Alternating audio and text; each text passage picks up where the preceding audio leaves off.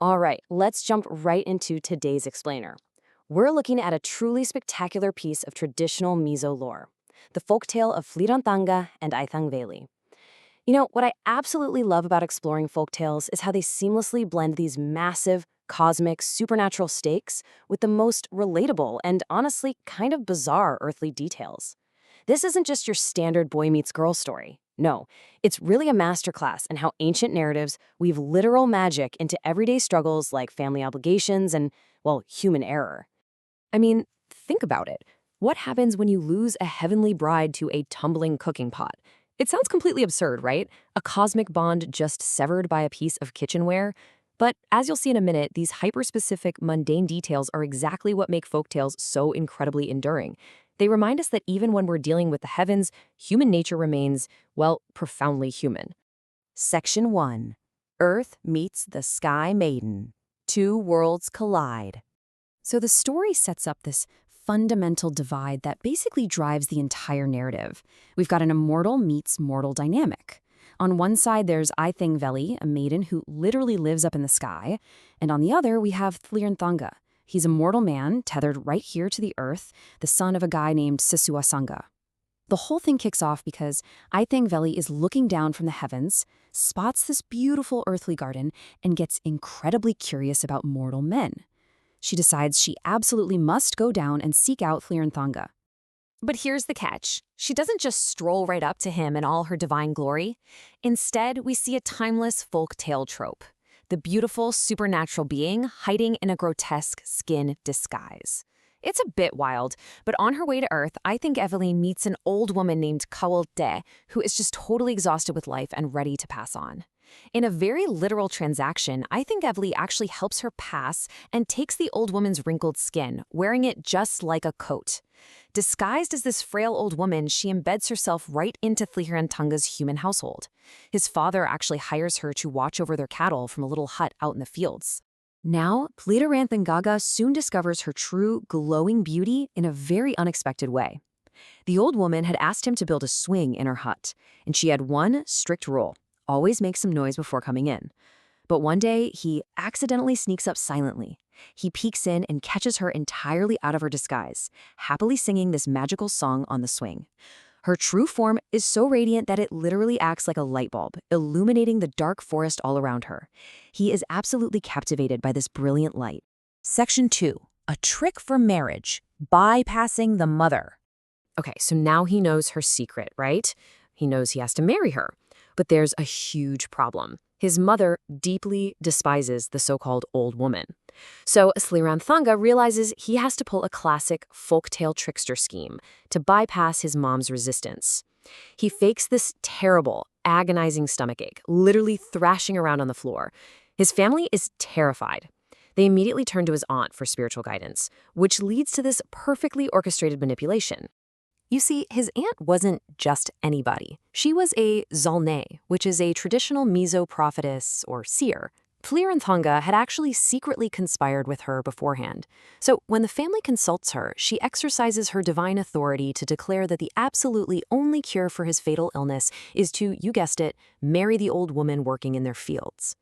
The father, obviously prioritizing his son's life, agrees immediately. He forces the marriage through despite the mother's furious protests. By leveraging his aunt, the Zalne, Thlihranthanga successfully secures his heavenly bride. Section 3. The mother's bitter hatred. A mother's wrath. While believing her precious son has been forced to marry a repulsive old woman, the mother acts out pretty viciously. She actually mixes rat droppings into Aithangveli's rice. And it gets worse.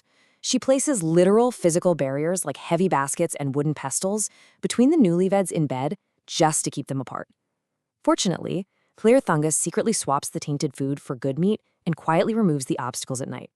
This is one of those visceral, gritty details that completely grounds the supernatural folktale in a harsh, unforgettable reality.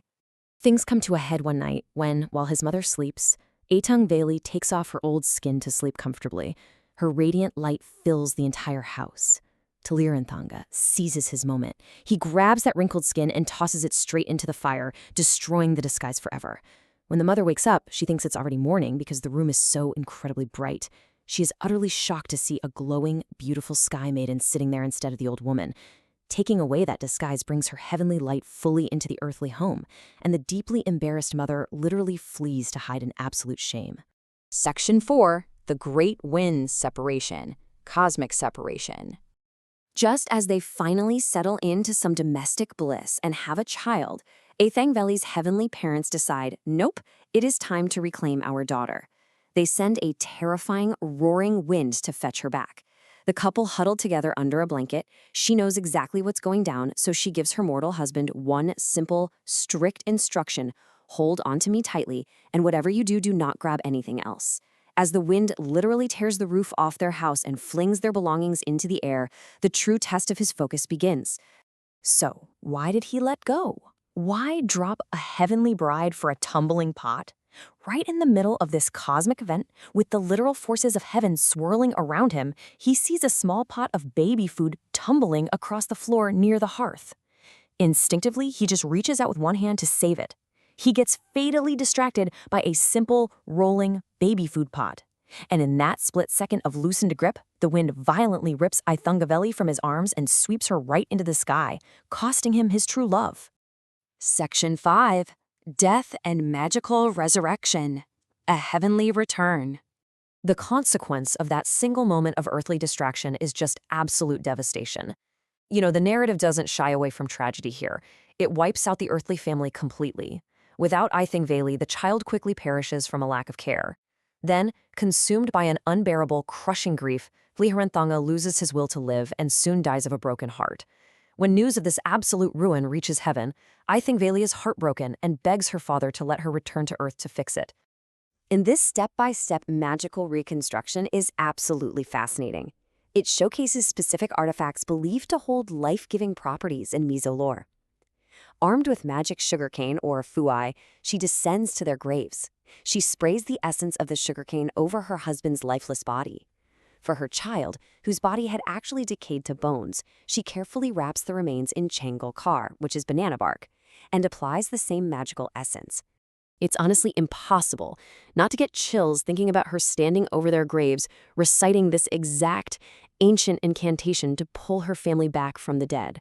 With each chant, she sprays the sugarcane essence, and incredibly, the flesh reknits, life returns, and her husband and child wake up as if from a really deep sleep, totally resurrected. It's a stunning display of heavenly magic conquering earthly death. Section 6. Return to the Heavens, a Final Ascent. With the family miraculously reunited, Aithangveli negotiates with her father to take them all back to the sky. But before ascending in a whirlwind, they respect their earthly ties by staying for 20 days. It beautifully blends heavenly magic with human cultural etiquette. Even after conquering death itself, the folktale emphasizes the importance of community and closure. They spend nearly 3 weeks saying their goodbyes, honoring their mortal family members, before finally being swept up together in a magical whirlwind to live happily ever after up in the heavens. I'm going to leave you with that provocative thought to ponder. Was that tumbling rice pot just a random plot device, or is it a profound metaphor for how we let the small, insignificant details of life distract us from the things we should be holding on to the tightest? As this ancient Mizo folktale continues to resonate with us today, it challenges us to really reflect on what we grip when our own storms hit. Thanks for joining me on this explainer, and keep your focus on what truly matters.